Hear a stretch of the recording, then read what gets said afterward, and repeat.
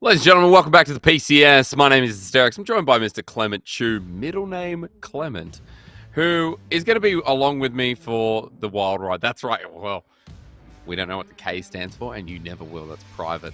PCS, remember, CDBC Bank and Caliber are our sponsors. And also remember that thanking Riot Games, Carry Liveco, and Garena for league operation and the full production of the PCS is in our sentence. All right, Clement. Oh. I was thinking, man, where you were going with I that. was wondering, I'm like, man, where am I taking this? I don't know. I found a dead end. And I think it's because last game fried my brain. Like, this happened when I cast TT versus RA. Back before RA in the LPL, was like steaming up. Dude, that destroyed my brain. I couldn't spell the next day. And I kept spilling food on me and just all over the place. So I hope we recover after that one because while Hurricane Gaming and Sem9 were sitting at the bottom looking for the first win for Sem9, Hurricane Gaming unfortunately took the win. We now move up a little bit here. Impunity versus Meta Falcon teams, our next one. And Clement, I want you to walk me through Impunity because this is, I guess, a developmental split for a lot of these players, considering this team is also struggling to get off the ground. Yeah, I think this is a very interesting team because they do have a solid identity. Their biggest selling point is, maybe not selling point, but their biggest stat is they have only won games on Jinx so far. So most of their compositions are completely built around the fact that Jinx gives you the potential to get excited and snowball the team fight. Yeah. We have seen Pingwei play a lot of Rakan. We have seen them play things like the Jarvan and the Galio, just really strong catch compositions where if they get the first kill, they get the extra opportunity to funnel these extra stats into Blaze and have him carry the team. On the other hand, Meta Falcon team is actually quite similar. They are the triple dive composition. They like to have a lot of carry potential at 665s. He was riding a much higher damage share than both his top laner and mid laner for a long time. And they are running into a bit of a troubling period with that sort of strategy, mainly because Wen's champion pool has been targeted so heavily. Everyone is just making sure he doesn't get the Galio. Yep. And this is an interesting thing that we have in this game. After a 3-game lose streak, we now have Firefox sitting directly behind the team. Now, Firefox is the sort of a superintendent of this team. He is working with both the university and with this esport organization. But I don't think we have seen before this game Firefox actually come down and try to get the draft himself. This is very exciting. Because again, a bit of a touch up on this was a team that came through multiple tournaments. Like, Clement, this is a Casper Cup team, isn't it? That came through. Yeah, the LSC Cup. Yeah. So this was a team that came together and we were like, well, they were built to be together. And for Meta Falcon team, that's why I use the word development, because a lot of fresh faces coming through, but a lot built on, how the players develop throughout the split. Now, of course, we are looking at mid laners coming into this matchup. Faith versus Wen. Interesting enough, because you talk about Wen's champion pool being targeted.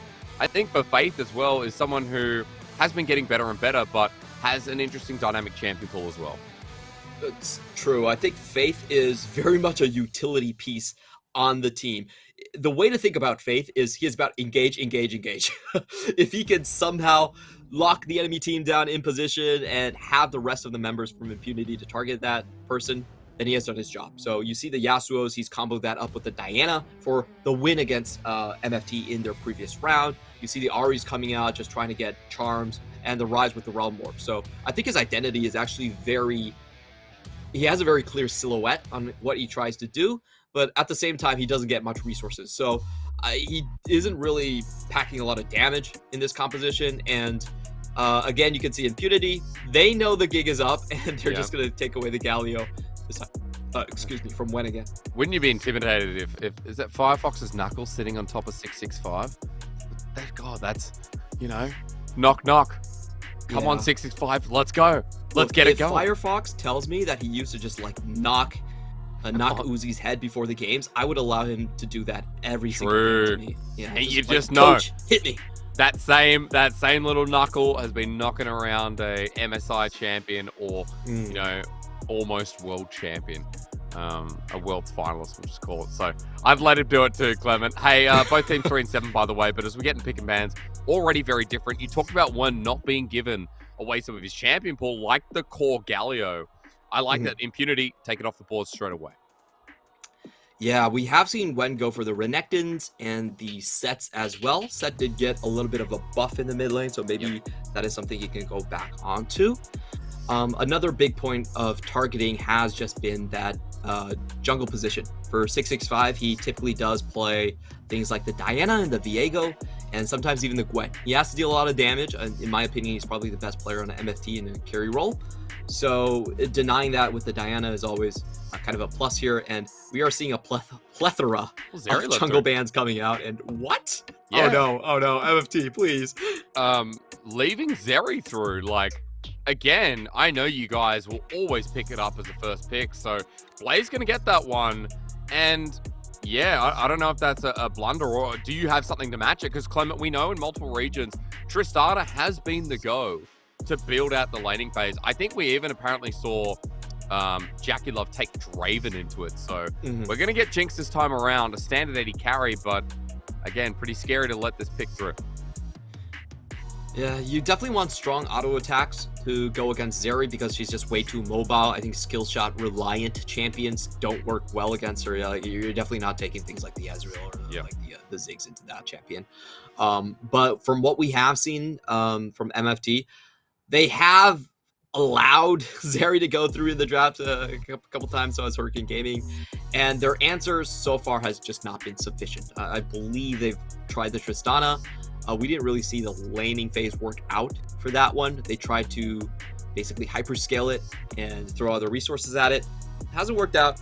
And now we have MFT trying to go for something I would say is a little bit out of their purview. They're going for a much more standard strategy, a team fight focused one, with the Jinx and the Hecarim locked in. As we talked about, these are the premier team fighting picks in their respective roles. Get that reset, build the bridge from there.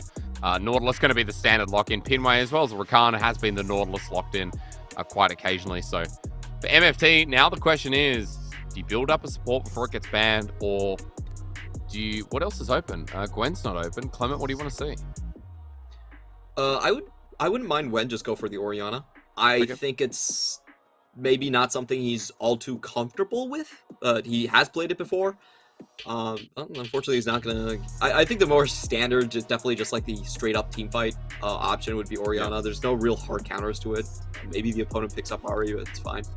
The Tom Kench for me is a little bit more defensive based. I think it's a good matchup against Viego. It does deny him that reset ability and to chain into stealing your own abilities. So this is a fine pick at the moment, but I would definitely be looking at Ori as a potential pickup. Or at least a ban away now from Impunity with that in mind.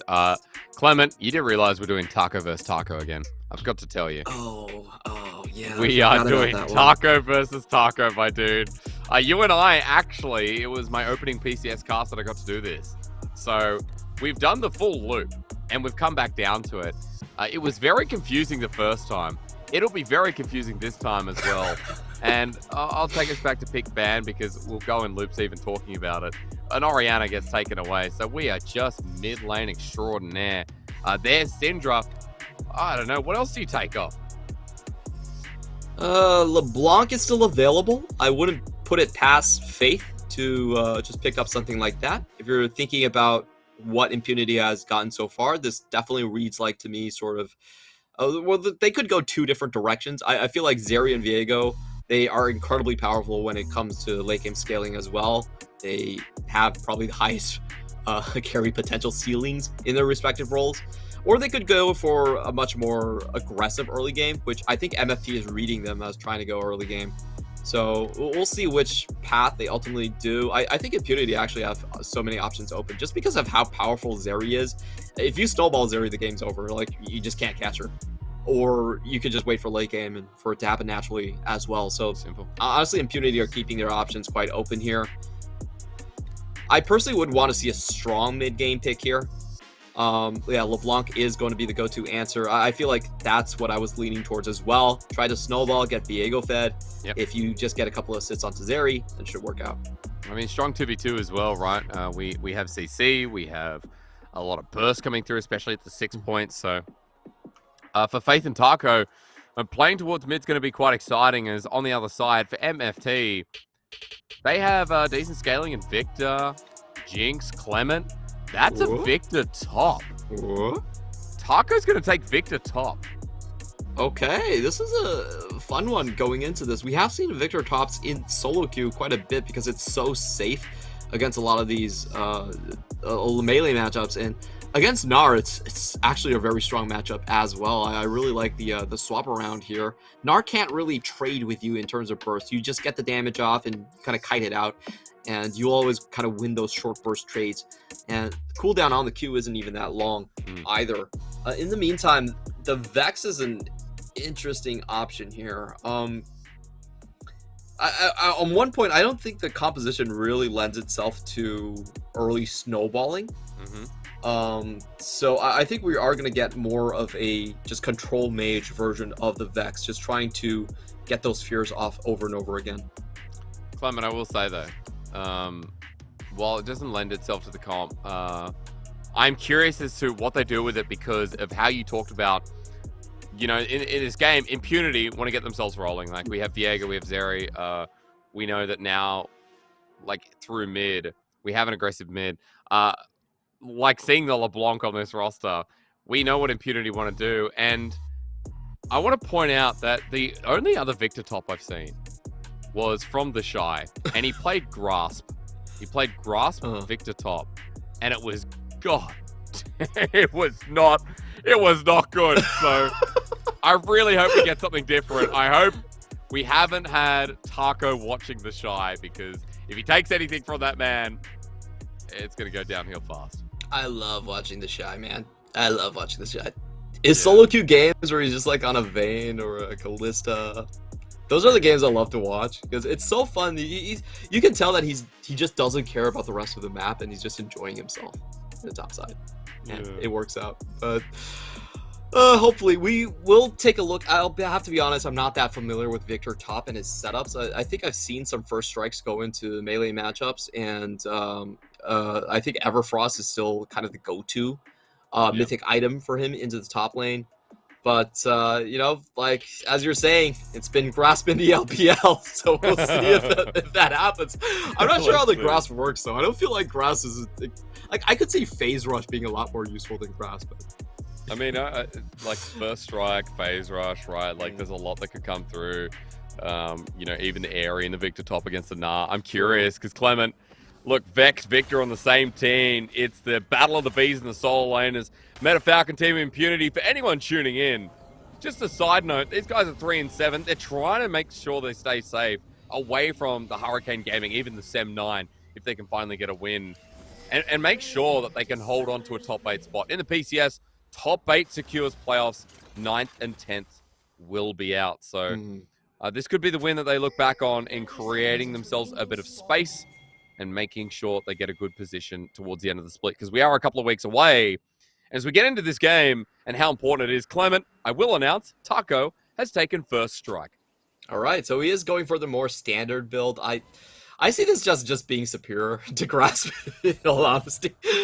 The Grasp was crap, Clement. It was garbage. Okay. Well, at least my instincts are correct on that one. I'm very happy to be backed up by your observations from the LPL. Going into his runes a little bit more, we do see the Time Lord Tonic, and I believe the Biscuits there as well. So it is just a full sustain build.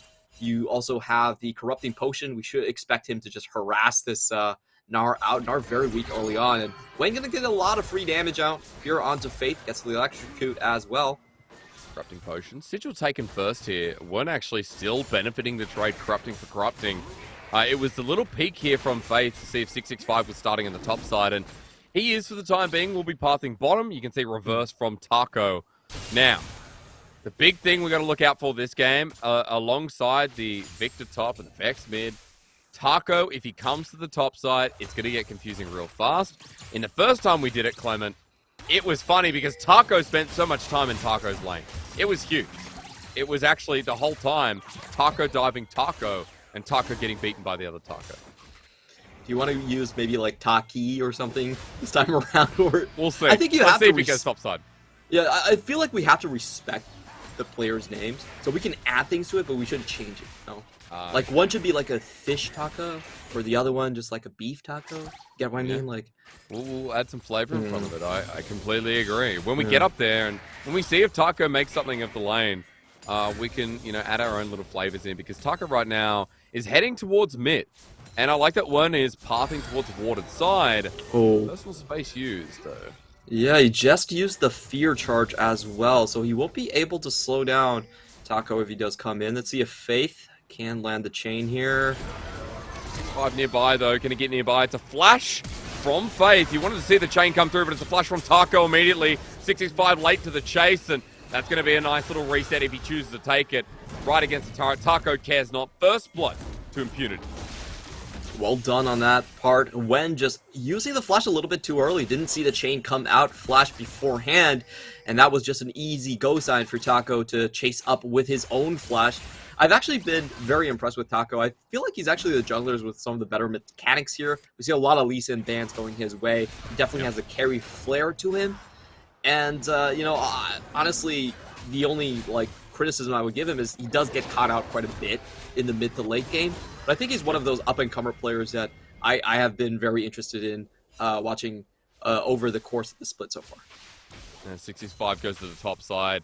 Just on the note of junglers, I think 665 has been pretty impressive in his own ways. Like, speaking of Lee Sin, he did have that great game earlier in the split. Just not on Hecarim. Not on Hecarim. Well, okay. Yeah. Everything else, yeah. Yeah. Because 665 has been someone who I think has kind of been the cornerstone of MFT, right? Like, we talk about that this team doesn't have experience, that this team is, still quite fresh. And 665 feels like he is a big voice. I've been watching comms, Clement. I don't know if you have an insight into this, but it definitely feels like, especially during pick and ban, great timing, he's not even talking, that he's been someone to be quite vocal. Obviously, I'm picking the wrong timers. There we go. A bit of a contest for the jungle. That's going to get him started talking. Okay. Started talking indeed. And I have to say that MFT right now are in a bit of a pickle. They have Wen without Flash. And they are going to try to help him up with Epoch. But somehow Taco able to, Spidey senses, walk away from that. Just easily. Fine. Fear comes through. 665 makes himself though. 3 people in the mid lane. Faith just having a bit of a party. I gotta tell you, 100%, I would have been knocked up by Epoch right there. I would not have been looking at that red, bright circle on the middle of the road. I would treat it as sort of like, oh, this is interesting. I'm gonna try stepping on it.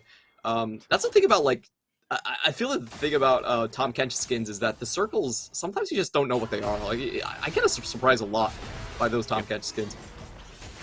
You gotta pay to win. Pay to win with a lot of Tom skins. And you're right, I thought that was explicitly against Riot philosophy. But I will say most people do end up using this Tom Kench skin because the circle is so dark. Well, yeah, there's some skins like that as well, right? Whether it be for auto usage or for, I think Blitzcrank was banned from competitive play for so long because of that reason. Remember the hook is practically unseeable. It's just like this line that travels, across the grass without much vision. So definitely understand that at first hand. Clement, with my ramblings aside, I need to pull out the fact that top is a bit of a smashing right now. Quiet is destroying Taco by about 10 CS. Look, the ulti through here as well. Is this solo kill territory? Not if you miss Q. Quiet, unfortunate there. We'll try it once again. It's in the wall. He'll pick it out. Hits it this time. And now the other Taco comes in. This is what we're waiting for. Can Taco flash Taco? That's the question right here. Taco's going in. On Taco. Okay, flash away from Taco. 665 coming in. Taco goes down now for Taco. He's not taking turret aggro as he's right under for now. Gets help from Faith and 665 running them down. One with the ulti. Shadow Surge needs to hit Taco. but as he goes invisible, it's going to be blocked by Faith, and this is so nice here from the mid laner. Impunity stays strong. 2-0 start. Incredibly well done on the side of Impunity right there, and unfortunately, it just seemed like Taco. Okay, never mind. Well, a bit too far forward. He flashes away, ignites down Pinway under turret, absorbing a lot though. Epoch running in with the ignite. This time Kench cares not as Blaze still energized and ready to go without the level 6 though, I may add. A big mistake here from MFT's 2v2. I gotta say, I love that play from Pinway. Like, nobody expects you to flash auto attack right after missing your hook. Like, usually the opponent is just like thinking about the emote spam, laughing and stuff like that, but he definitely went all in for that one, and it was a very successful trade. You got both summoners off of Whale, and it does open up a lot of opportunity for Taco to snowball, and we have to remember he's already 2-0 in this game. Pinway is dead. Huh? Pinway is dead. He was ulted by Whale. Whale hit level 6, and it looks like Pinway was backing. Look at the death marker all the way behind the turret. A nice little snipe from Whale. Sometimes the most obvious spots are not the safest. Pinway probably did not expect that level 6 to tick through. And oh my god. No what is the obsession? What is the obsession with Taco on Taco? But the gravity field. The gravity field and the unbreakable quite comes through. Excuse me, it was a heartbreaker. And Taco dies again. And this is what happened the last time we saw the head-to-head. Clement, when we were casting this, Taco lived for Taco. And once again, he loves sitting in this lane.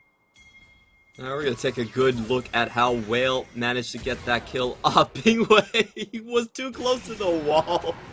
Had nowhere to go. That's always a problem. Like, if you want to juke left and right, you have to kind of sit in the middle of the lane. But that's also a bit counterintuitive. So Taco right now with this Viego. The thing about Viego is once he gets fed, he actually tower dives super easily because he can drop tower aggro by sort of vanishing with the Sovereign's domain afterwards, and it just makes those dives so easy to accomplish. If Taco doesn't get his Chaos Storm to clear the wave, he's just a sitting duck most of these times, and being so far behind, I don't think he's going to get an opportunity to actually push out anymore. So I have to say this pick is just it's a little bit baffling why this Victor pick didn't just go mid.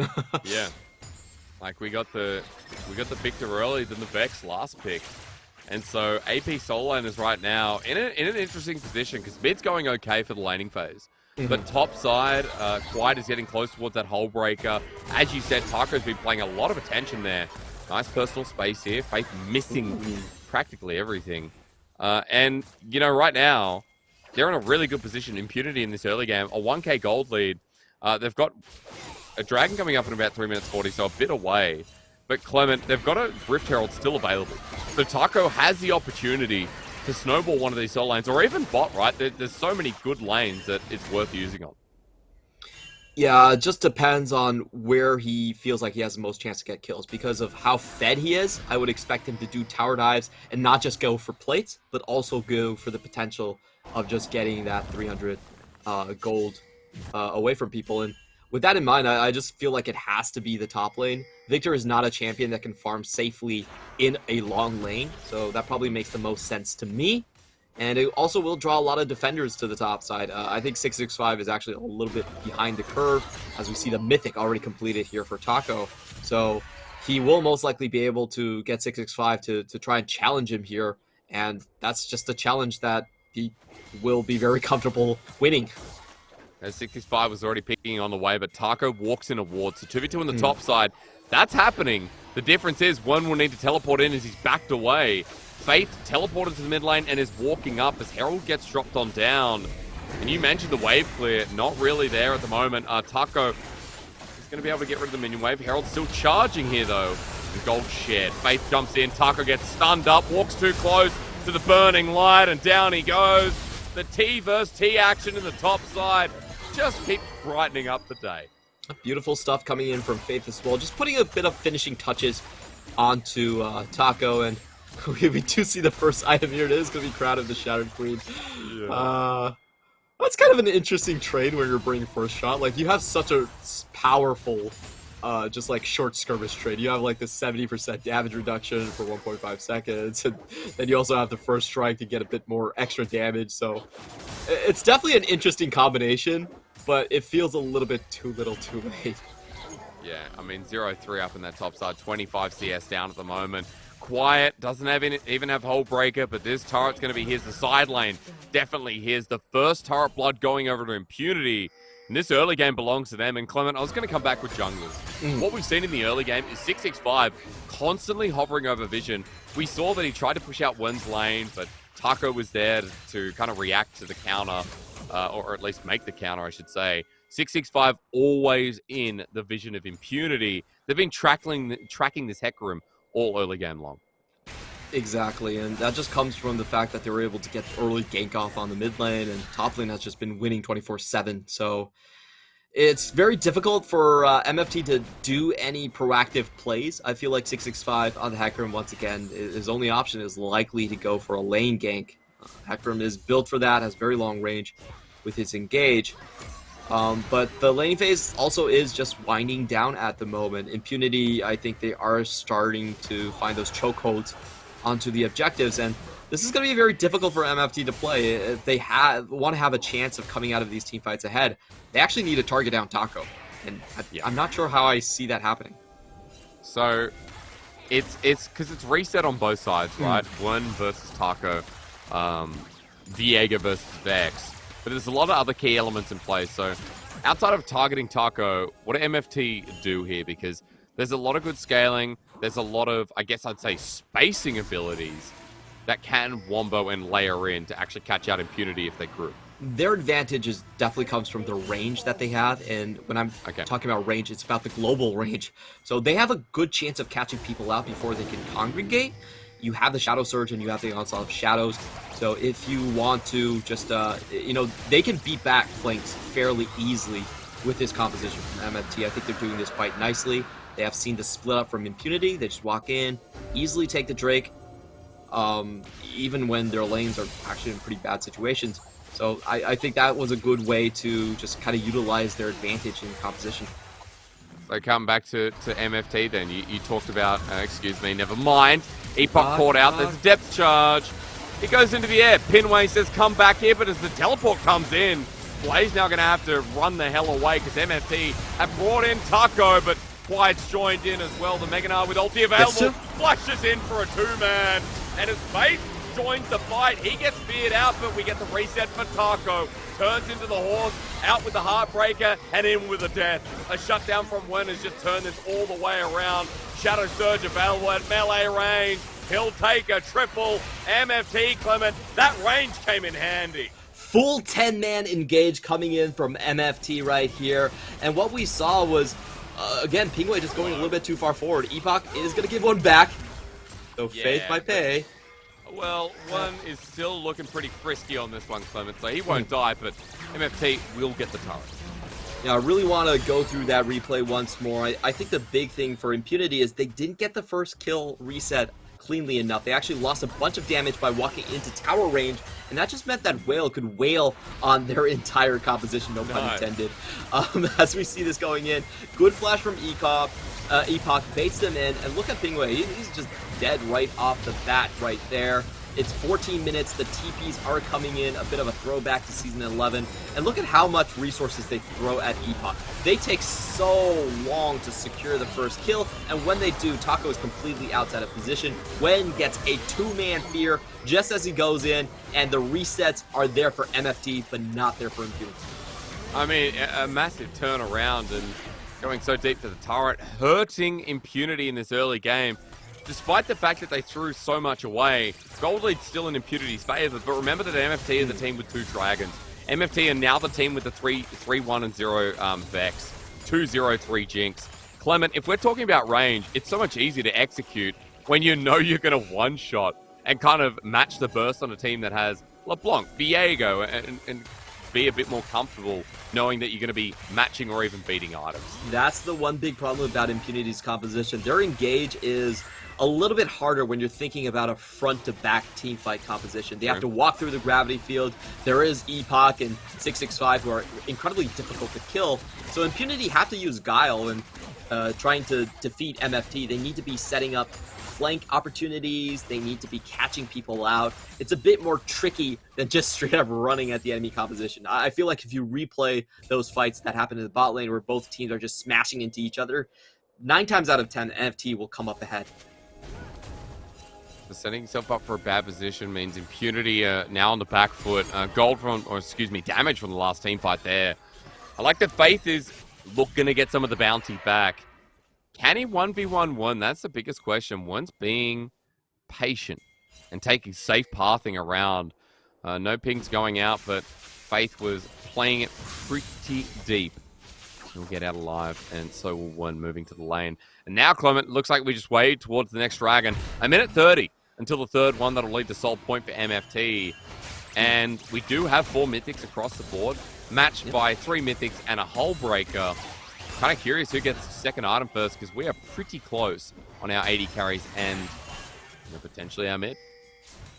Yeah, exactly. And as we look across the map right here, just taking stock of some of the items, looks like a blade coming up on the side of Taco, just making sure he's going to go full carry all the way. And then we do have just a little bit more burst damage. We have seen a couple of Everfrost up here and there from the Vexes, but I think Ludin Echoes works really nicely as well. It does give you a little bit more burst potential for the backline, and you kind of need burst when you're playing up against Zeri compositions. I think that's the other big thing that we have to track is Zeri is completely busted, even though her damage numbers and slow are completely nerfed to the ground. The fact that she's impossible to catch is still there for her. So we'll see how Blaze can kite this one out into team fights. This setup, though, I do think it actually favors MFT. They need to put a lot of damage on especially if Pinway dredge lines next to a wall. Shadow Surge for one. Onslaught of Shadows, he'll get a reset. Blaze stepping up the Zeri, now in range for Whale to get excited. Death Rocket already uses. Tucker rejoins the play. Onto Epoch, he gets feared, and Epoch saves one's life. Yet again, MFT from the brink of despair of this game have bridged shit up to make it look as easy peasy. I know what Impunity were trying to do, but I just feel like they messed their steps up. What they wanted to do was push the wave in and fork MFT by dropping the Herald and then just going for the Drake. I think that was the correct sequence. I feel like they did it in reverse, where they engaged as if they've already taken the Drake, and their plan just completely blew up in their faces. Very baffling to see this play. It was a good start by Faith, we have to give him credit, but this move from Pingwei going right onto the Flame Choppers into the Fear, that was just inexcusable, and it immediately puts Impunity in a terrible position. Blaze also has to walk up against Whale, who has superior auto attack range, good body blocking by Epoch to stop the Viego from finding Whale, and Impunity just get wiped. You have 100% win rate on Zeri, by the way. 5 games it's been let through. 5 games it's won. So at this point, Impunity putting up an argument to give it its first loss in the PCS. And even more importantly, Impunity, in a position where that Zeri shouldn't have to be looking down the line of a potential loss. Like, this was Impunity's game with Taco's early game running amok. It was jungle diff. And now suddenly, after the bot play, after going too far, and then even then, being in such a bad position, Impunity have thrown so much away. And MFT, in an angle where they've got a 2-item Jinx, almost a 2-item Vex in the mid lane, Gold only about 1,000 lead, which matters not too much. Yeah, this is a very weird situation, because Impunity have won the top lane, they've won the side lane split pushing. I think their biggest mistake was thinking that this composition should be played in the 5v5 fashion. I don't think this is the way you want to play the comp. You want to find small skirmishes, especially surrounding Taco's lane, because he is so far behind the rest of the map. And I don't know why Impunity is so forceful on these engages. It does feel like the team communication with Pingwei maybe does have a bit of an issue. And both of these instances, it has just been Pingwei going so far in when the rest of the team clearly didn't want any part of it. Supports today and going in when their team doesn't want to. Felia in the last game from Sem9. If anyone missed that match, First of all, you don't have to go back and look at it. Second of all, it was just chaos from that support too. So, yeah, a lot of questions being raised. And, you know, as we get to this mid-game and we get to a really strong foundation, Clement, we're now going to have to deal with Impunity in, like, you know, an even position against this Dragon. Walk me through what a good team fight looks like again for Impunity, because I can't remember. Honestly, it's best if there is no team fight. Just split. Just split the 100% of the time. Like, you have free wave control bot lane. Taco cannot fight. It's not the other Taco, sorry. They cannot fight quiet at this point. So you just place him there. He has his TP advantage, and you try to fold the pieces in Taco and Faith. You move them around, and you shift yourself in more of a 1-3-1 position, where you have a lot of mobile pieces that can catch up the enemy team if they want to group up. I think that's the best way to handle this situation. And if you do that, you should get wave control as well, especially in the side lanes. So MFT, you put a lot of risk onto MFT. If they want to go for the Drake, if they go for the Soul, they have to be thinking about the next steps of dealing with their minion waves, or how do they want to counteract the Baron play if they take too much poking. Looks like Quiet's listening for now, moving into the inner turret. But MFT, I like that immediately their response is like, all right, we'll push mid as a 5-man. As Faith goes in. Faith setting it up. This is good burst here. Teleport coming from behind. Quiet does have Mega Napa available, but the gravity field slows him down. Weren't going to do the same. No fear coming through. MFT in a choke. Quiet with flash available. Mega Nar's timing out. This would require God vision, but Impunity, the teleport's going to be burned, and it's moments before the Dragon spawn. Yeah, unfortunately, I think they went in just a little bit too early for that one. They expend one teleport for it, but the rest of the team was able to completely disengage. If they wanted to go for that play, Pingwei needed a flash and Def Charge. I think that was the correct sequence there.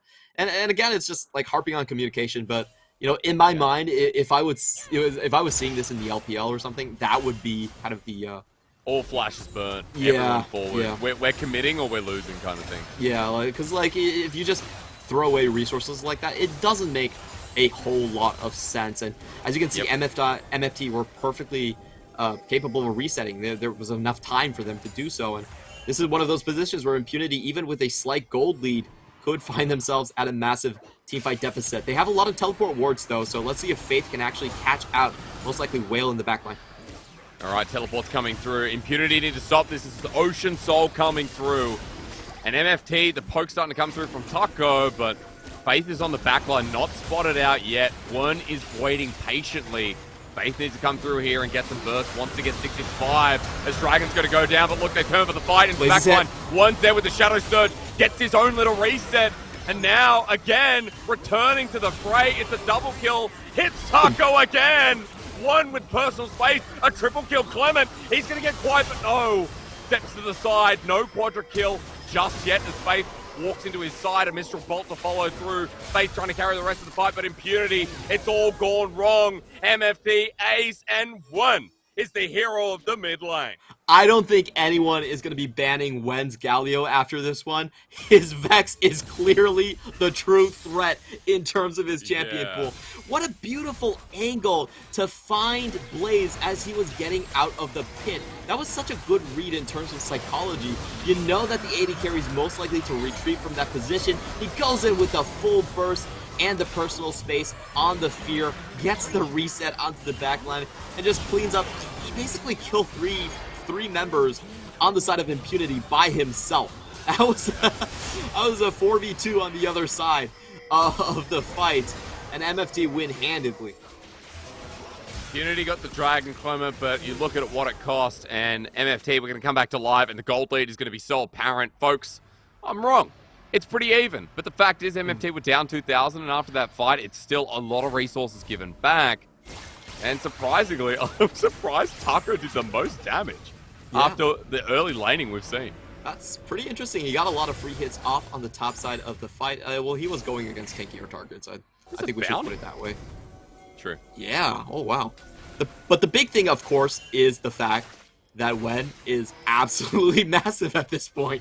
6-1 and 2. If he was killing Blaze with just 2 abilities, it was 3. He had to use the Q. now it's going to be less. I feel like it's a 2-shot burst from the side of Wen. Agreed. I mean, when we get that needlessly large rod evolving, it's going to be a 3-item Gwen that, yeah, it's going to be maybe even less at 2 at that point. Instant burst here onto Blaze. His flash was available but not used in the last play, so at least that's an opportunity for him to kite it out. But as we look at this game and how it's evolved, it just feels like every fight is going more and more favor to MFT. Clement, 3-item 80 carries here, just about here for Blaze. And those side lanes that we talk about being put into effect now by Impunity, but you can see that Wen is reacting to topside. Taco now feeling a little bit safer in the bottom lane. His wave clear a bit quicker too, so we are getting MFT just coasting it out until they get their 3rd, 4th items. Definitely feels that way for MFT, and this is the point in the map where I feel like the side lane control, as you were talking about, starts to shift backwards a little bit. Impunity, they don't really have any pressure on secondary towers. Of course, they can threaten with the potential collapses. They should be able to get out of this one. He's a LeBlanc, it's completely okay. But I feel like their potential for Quiet to do stuff like this and walk up to the tower is actually fairly limited. I mean, Hops used. Chaos Storm now out. The shielding from Taco, but the auto attacks are coming through. Quiet's one with Wit's End and 3 items, but he gets it anyway. It's a solo kill for Big Taco. You can't keep Taco down forever. He dances around and dodges out on the boomerang with that cosmic drive. A lot of extra movement speed to play with there. Also good Zanya usage to take down Quiet right there. And that's what I was talking about. I don't think at this point solo laners from Impunity can actually threaten chip damage onto towers. And that just means that MFT, that gives them a lot of leeway to group up and have that stronger 5v5 that their composition offers them.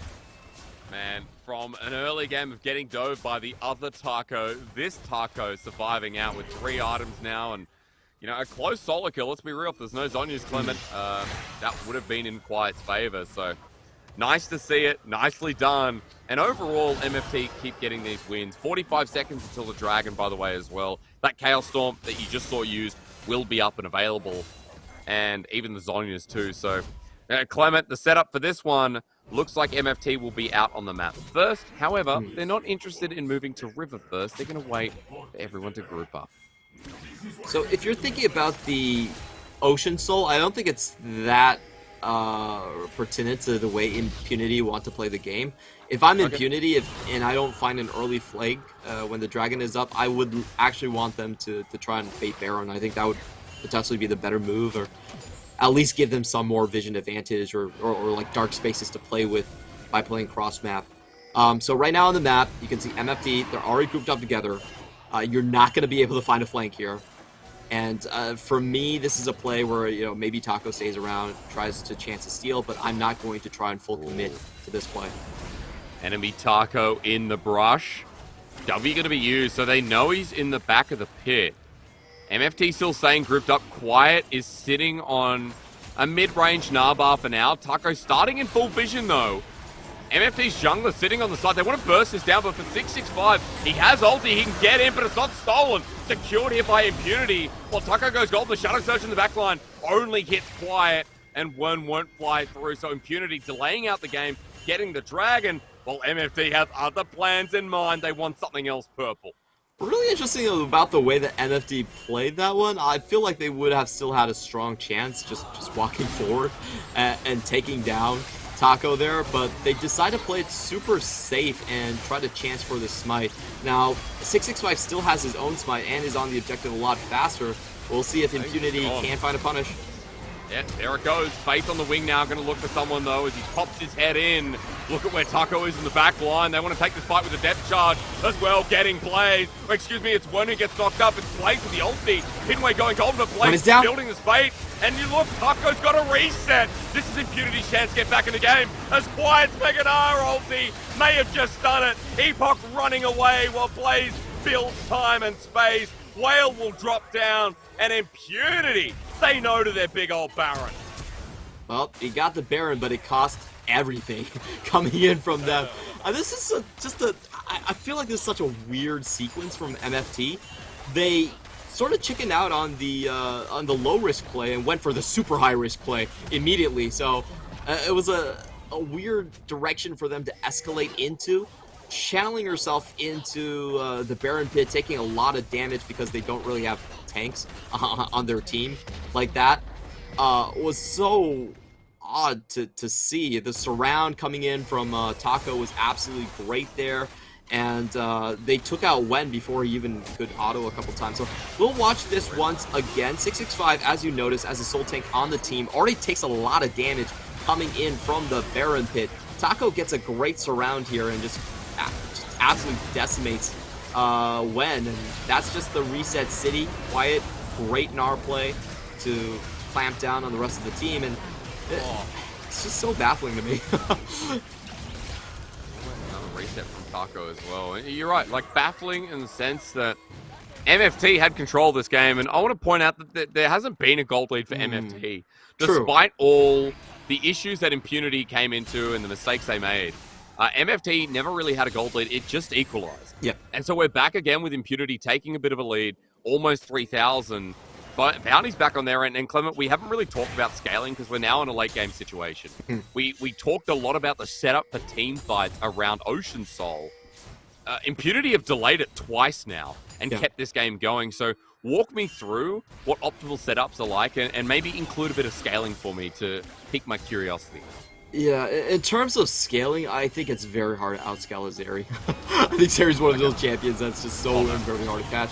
Oh, you can't outscale a 5v4 either, though, so 665 still has to play a little bit safe. I think the turning point is actually GA on Whale. I think GA on Whale kind of shifts the momentum back to the side of the Jinx because of that range advantage, but Faith is going in now. Yeah, he is. Gets poked out, though, and look, Shadow Surge. Oh, my God! One straight on in! A massive shutdown. It goes to Whale, and Taco is now front-lining.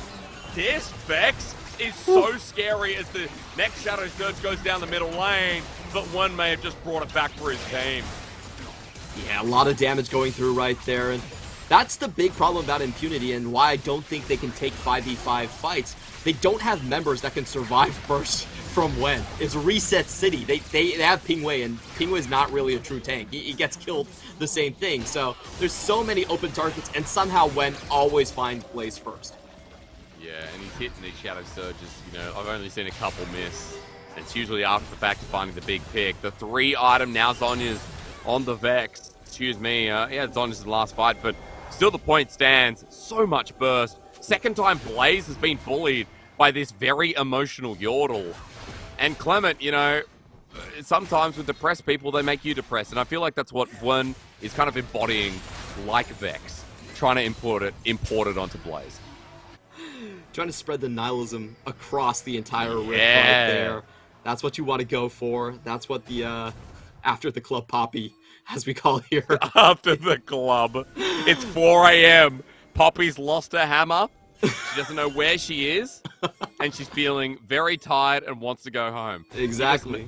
She had a hoodie from a stranger, and that's what we... So I think returning to the scaling question, it's not really about, like... For me, it's not scaling, it's about like teamfight setup a little bit more. And naturally, it does favor 5v5 the later the game goes on because you have more important objectives like just popping up constantly, like this Dragon Soul right here. So it is, I think, slightly favorable to MFT, even with the gold lead coming in.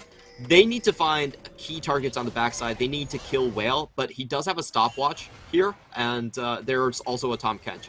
So I think it just invalidates a lot of the sort of burst potential that Impunity has. Quiet to base. Quiet had to go back to base to react to the wave. They're a member down, and MFT have first pickings on the Dragon. That's Soul into the backline. MFT are cleaning up members as well. Pinway the first to go down, but the lightning crash is giving Blaze a lot to work with. Whale stepping forward, but still, it's a Zeri. Be careful. One has already used his ultimate to no effect as Faith runs away. And Blaze continues to play. You can see that Faith is on the bottom side running for his life as MFT want to chase down this LeBlanc. Epoch running in as well, but oh, that's a crazy back position from Taco. An Ocean Soul achieved an MFT once again looking hopeful. Just beautiful play coming in from 665. That was a 4-man fear right in the middle of the team fight. They instantly scatter. We get the late game prowess of Hecarim, but we also see the late game from Blaze. This is the first team fight he gets to play. actually the second team fight. He gets to play without getting sniped out by Wen. There was people body blocking for him. And you could see how terrifying Blaze and his area really is. He just gets to stay in the back line. Nobody can catch him. NFT don't have the... honestly, they don't really have strong engage after Onslaught of Shadows is expended there. So that's going to be a key thing about these two teams, is that it really does come down to who gets to burst who down first. Like, the first strike is incredibly important. If they can get it onto Whale, I feel like Impunity have a chance, but that's pretty much the only target that they have. As, you know, that first strike being deadliest, I mean, Faith just set that up. One will be the first target here, looking for the LeBlanc. They start the Baron. This is where MFT threw it all away before, at least threw some Hail Marys to the wall. One still in the bush. Faith's going to be walking into this one. Checks it. The Vex is just there. Wait, he wasn't he's dead? looking. One was looking at the fight. The Chaos Storm in the middle with a numbers disadvantage. The Lightning Crash again on top Longsword does nothing. Impunity going to lose their Viego though. With Taco down, it equals to a 4 versus 4 as Quiet runs in. He thought he was going to get Meganar. Blaze flashed on. Whale chasing him up with the Ocean Soul. The Mega Death Rocket gets him. It's a triple kill. A quadra kill. Faith going in, but he's going to give a Repenter to Almighty Whale. Nobody saw that one coming. MFT had an absolutely disastrous start to the fight. Their most fed member, Wen, dies without doing absolutely anything, and they're able to come back into the fight. I would love to watch that one again, but a couple of key things right off the bat. Once again, 665 does a great job just charging into the enemy, dispersing them across the board right there. And unfortunately, for the kind of like the kiting part of the game, we saw Quiet just overstep across the Flame Choppers, get blown up. And look at Taco. He's in disbelief. He cannot believe that they would lose that. He doesn't understand why the game's not going.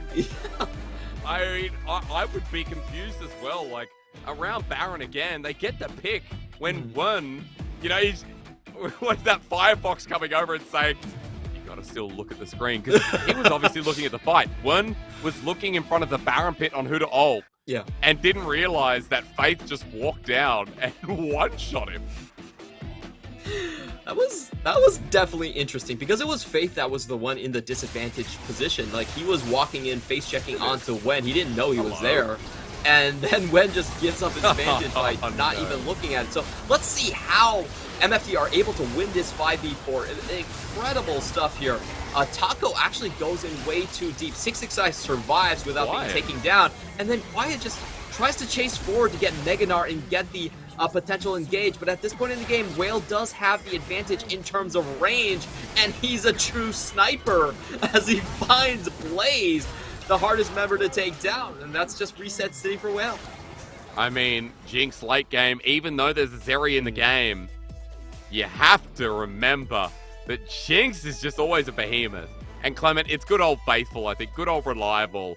That 5-item carry, like, punishes the Gnar. And I love that, you know, the ending of that game comes down to a team fight in front of the Baron where the first one went so wrong for MFT. And then Impunity walking forward into their demise, like, even in a 5 versus 4. It's incredible.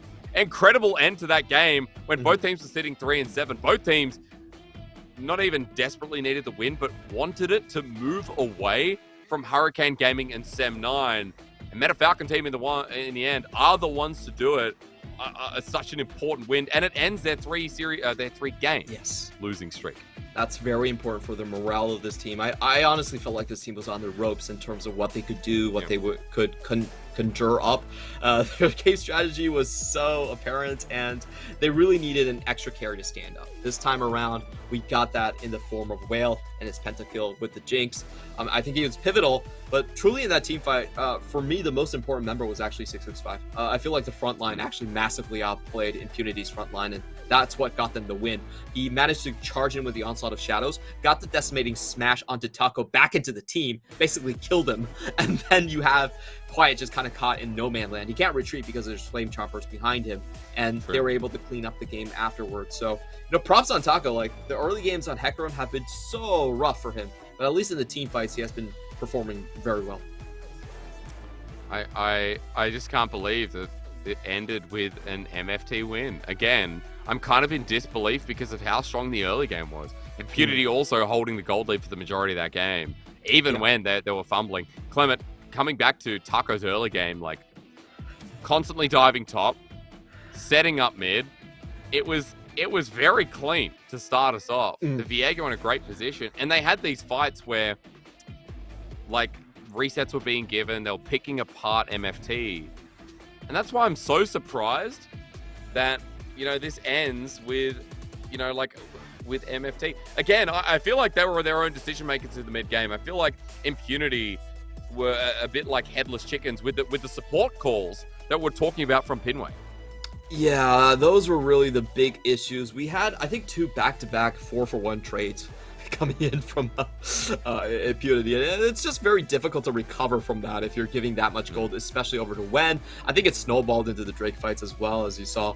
The third Drake fight was absolutely disastrous, so it was a massive lead built by Taco and Quiet, and then it was thrown away again and again and again in the ensuing team fights. So you can see here, it's kind of like the stock market cycle. You can see the rises and then just the shuddering falls as the team fights happen for Impunity, and they were just really ugly team fights. Unfortunately, we do have to call them out on that.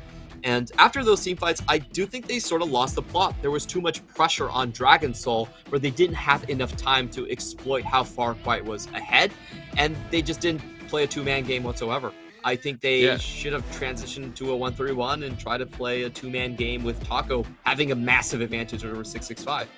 The side lanes didn't come through, but what did come through was MFT's 80 carry. Congratulations to Whale. Not only does he get MVP, but a pentakill in the final fight. 40% damage. Whew. Are any of you really surprised? It's Jinx, and it was late game, and he had a ball.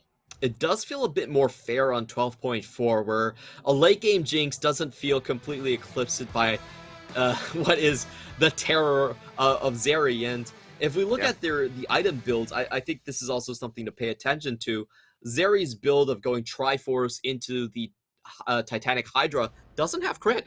It's a build that actually doesn't scale as well with your traditional 3 crit item line here. It's a bit more tankier. It has great escape. It's a good side lane, but it's not a comparable in a front-to-back situation against Jinx as a hyper carry. So people have to remember that, and I think they have to adjust accordingly. I think at this point, Zeri is not just 100% go-to.